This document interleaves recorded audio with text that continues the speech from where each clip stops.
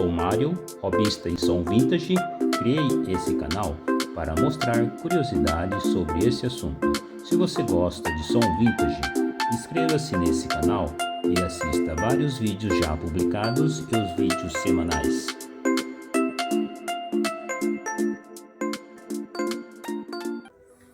Olá pessoal, hoje eu estou aqui com umas peças de som automotivo da década de 90 e alguns vintage da década de 80. O que eu quero mostrar para vocês é a união do som automotivo com o som modular, gradiente, o som vintage. Porque por dois motivos. Um é o lado econômico e o outro é o lado técnico, de qualidade. Então, o que eu quero mostrar para vocês? Bom, primeiro, antes de começar, eu comecei a fazer esse vídeo porque eu comprei esse módulo, esse banda 4.8, são 4 canais independentes, e eu comprei também mais um par desse Pioneer IMPP dos anos 90 também. Então isso aqui é aquisição agora, né? Por isso que eu estou fazendo esse vídeo, porque qual que é o meu objetivo, né? Comprando esses alto-falantes, esses módulos. Então eu vou fazer esse vídeo, acho que vai ficar um pouco comprido, acho que eu vou dividir em duas partes. Então vamos começar por como unir a qualidade de som do vintage com o som automotivo antigo também. O som automotivo, ele começou mais na década de 90, que começou modernizar, né? Que na época de 1980, que eu lembro, meu pai tinha um Fusca 78, era um toca-fita TKR, uns alto-falantes 69, então naquela época não tinha, um Tojo, né? Amplificador Tojo, amplificador, não era amplificador transistorizado, era amplificador de bobina. Não, era transistorizado, mas a amplificação era um booster, né? Era por transformador. Então naquela época, na época do Gradiente 360, do A1, do System One, naquela época só tinha som mais fraquinho em automóvel. Só em 90 que começou a sair alto-falantes de qualidade, amplificador transistorizados. Os primeiros que a gente começou a comprar são os amplificador pirâmide na década de 90. Então naquela época começou a melhorar a qualidade do som, só que desenvolveu muito de lá para cá.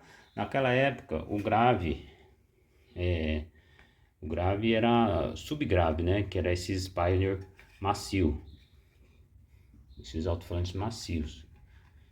E agora, recentemente, são esses alto-falantes médio grave, alto-falante de uma frequência um pouquinho mais alta, não dá o subgrave, dá um grave de 80, 70 Hz, né? Um grave seco. Naquela época de 90 existia esse drive, foram lançados drives que até antes dos drives existiam os tweeters corneta da Silênio, aquelas cornetinhas quadradinha, retangular. Depois foram lançados esses drives para automotivo. Não isso aqui é um drive profissional, mas esses drives, esse tweeter. E na época eles funcionavam muito bem, esses tweeters, né? Porque eles rendiam bastante. Antes também tinha o tweeter piezoelétrico, que rendia muito bem, que o pessoal usava esse tipo de alto-falante, usava 69 ou 6 polegadas, aqueles de porta, e mais o tweeter piezoelétrico da Lesson, que dava um agudo meio estridente, mais ou menos parecido, um pouquinho pior que isso aqui, um agudo meio estridente e meio distorcido. Esse aqui é já um pouquinho, já é melhor. Mas esse tipo de agudo, esse tipo de médio, né, não tinha em caixa de som. Existia algumas, a JBL e até a JBL usava isso aqui na década de 70, usava esse tipo de tweeter, não esse aqui é feito no Brasil. Mas a JBL tinha uns tweeter na Europa, nos Estados Unidos, faziam as caixas com esse tipo de tweeter e esse tipo de tweeter.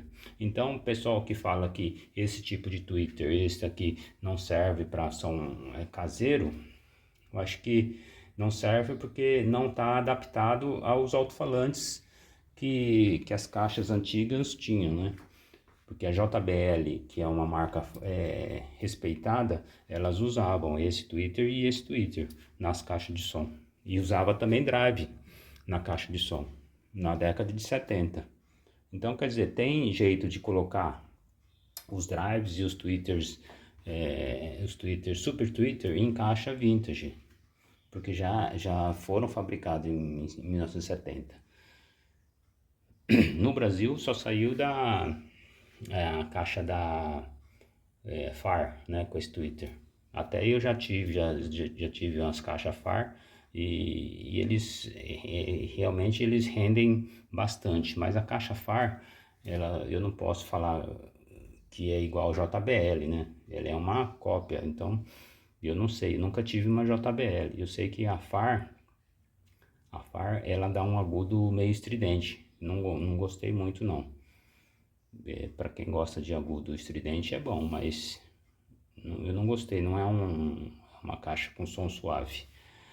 E na década de 70 também tinha, mais pro final de 70 também tinha os tweeters. Esse aqui é o tweeter de ribbon, na época era muito caro. Então é um tweeter que dá um som mais, ele sobe mais as frequências, a resposta de frequência dele é de 5.000, aproximadamente 5.000 a 30K.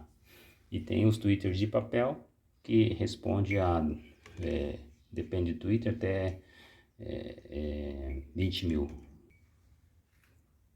E tem esse médio que responde até, esse é um médio vintage da Novik, que fazia conjunto assim, né? Subgrave, médio e tweeter. Isso é a caixa vintage. Agora como unir a qualidade do som?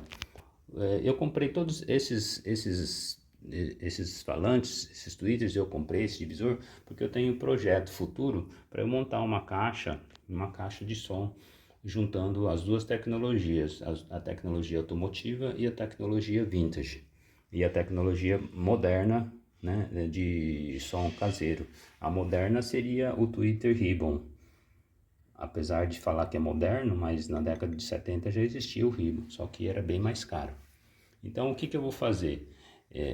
Isso aí é uma dica também para vocês que querem melhorar o som, tanto do carro como da casa, né? do som residencial.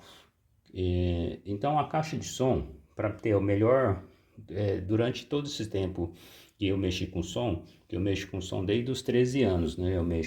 São mais de 40 anos mexendo com som, desde 1978 e até antes. Fazia caixa de som, usava toca-fita TKR e fazia umas caixas de som desde aquela época. Então eu tenho uma prática, né? Então o que eu cheguei na conclusão agora e o que eu vou montar. Então a primeira coisa é você ter um subwoofer. O melhor subwoofer que tem é o que eu acho, né? É lógico, tem os modernos também, mas eu prefiro um pouco da nostalgia e usar alto-falantes da década de 90. Então esse Pioneer é um dos melhores que tem no subgrave.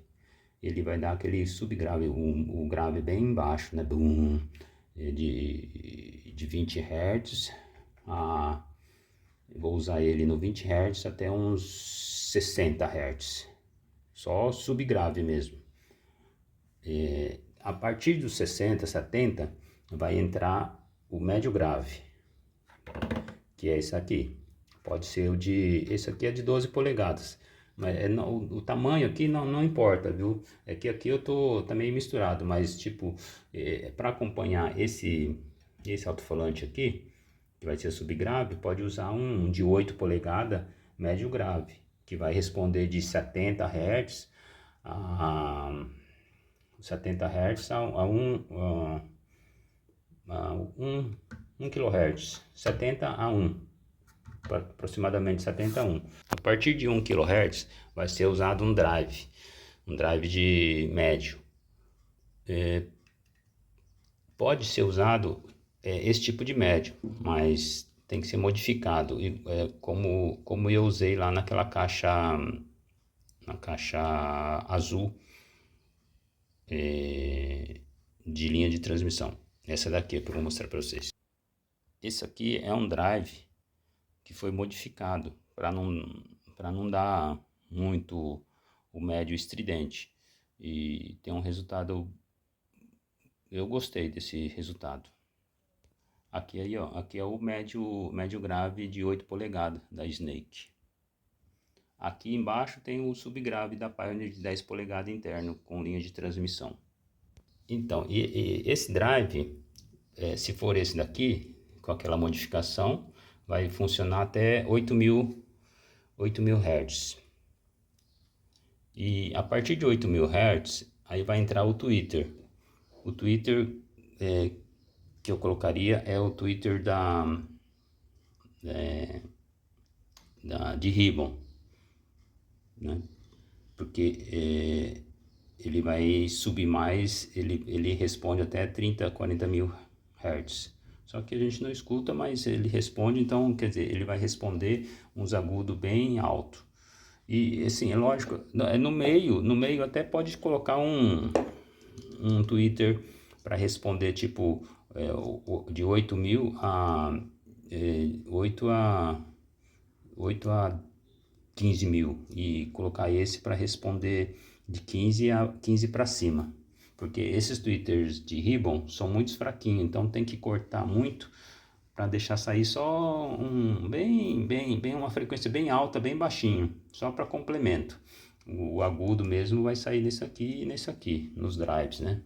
Agora, uma coisa importante, como esse drive aqui, ele é um drive de médio bem irritante, que rende muito. Então, por isso que eu fiz aquela mudança de colocar um plate, tira-se essa parte de cima, coloca um plate, faz uma adaptação e ele vai funcionar mais tranquilo. E se não quiser fazer essa mudança, dá para ser feito com um drive de 3 polegadas ou 4 polegadas, como esse aqui. Não é pela potência, né? Porque esse aqui é um exagero de potência, mas pelo tamanho do diafragma, que é de 4 polegadas e de 3 polegadas. Quanto maior o diafragma, mais ele vai dar um som mais macio, não vai ser tão irritante igual esse aqui. Então ele vai ter um médio agudo mais suave. Por isso que eu tenho esse drive, para ter um médio agudo mais suave. Não porque eu vou colocar potência nele, é pela faixa de frequência que ele responde. Então, recapitulando, o subgrave, um médio grave, um médio agudo, um agudo e um super agudo. Esse é o melhor sistema, né? Sistema complementar, que complementa todas as frequências de uma caixa de som. Então, pode ser, eu vou fazer uma caixa parecida, né, usando esses alto-falantes e drives.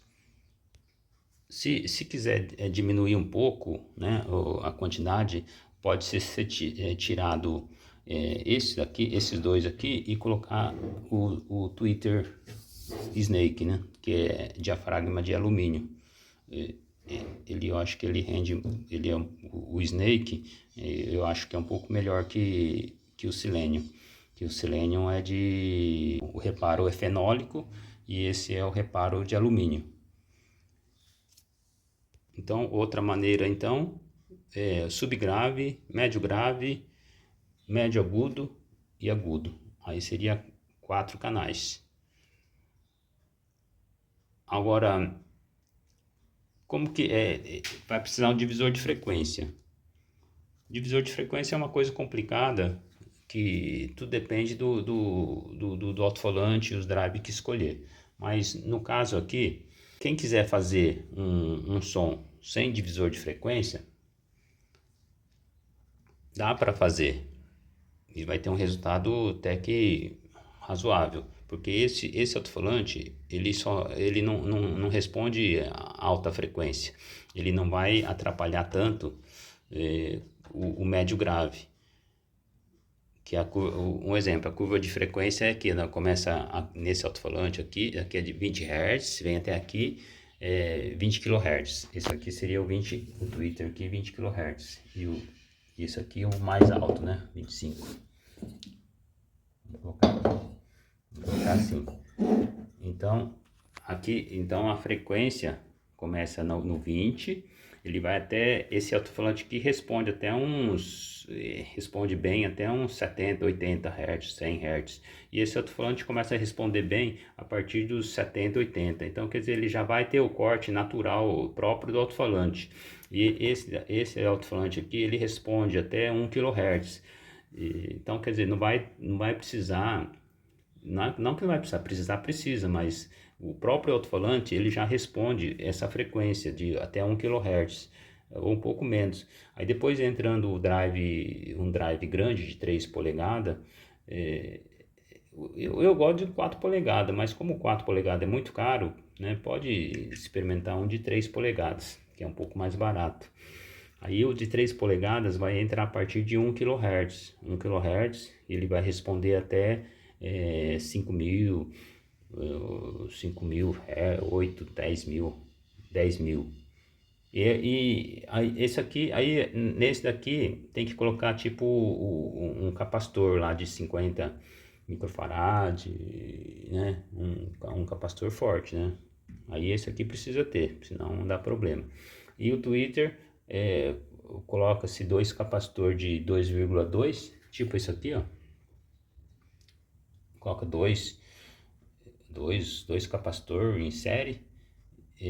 Aí fica um divisor, sim, barato, né? Não é uma coisa certa, mas já vai dar para começar usar o sistema de 4 vias sem o divisor de frequência. Isso quando for usar até aqui, porque esse tweeter aqui de ribbon, ele é muito sensível, então esse aqui merece um divisor de frequência com bobina, um divisor de 18 dB de corte, né, 12, 16, bem alto, um corte bem alto, com bobina, com capacitores, com resistores para diminuir a potência que vai ser mandado para ele, senão vai queimar com facilidade. Existem os divisores de frequência no Mercado Livre, uns pequenos que podem servir nele, e tipo, coloca aquele divisor e coloca mais um capacitor na frente para sair só os agudos mesmo. E isso aqui é mais para quem vai querer complemento. Daqui para baixo, 4 frequências vai funcionar bem. Isso aqui é um complemento para quem for muito exigente. E o ideal seria que a caixa que eu vou fazer, eu vou usar um sub de 15 polegadas, um médio médio grave de 8 polegadas, o drive de 4 polegadas, o tweeter da Snake ou da Selenium e depois o tweeter ribbon. Esse vai ser meu projeto. Esse tipo de som pode ser usado em residência ou dentro do carro, né? Com essa divisão, com esse esquema de corte de frequência.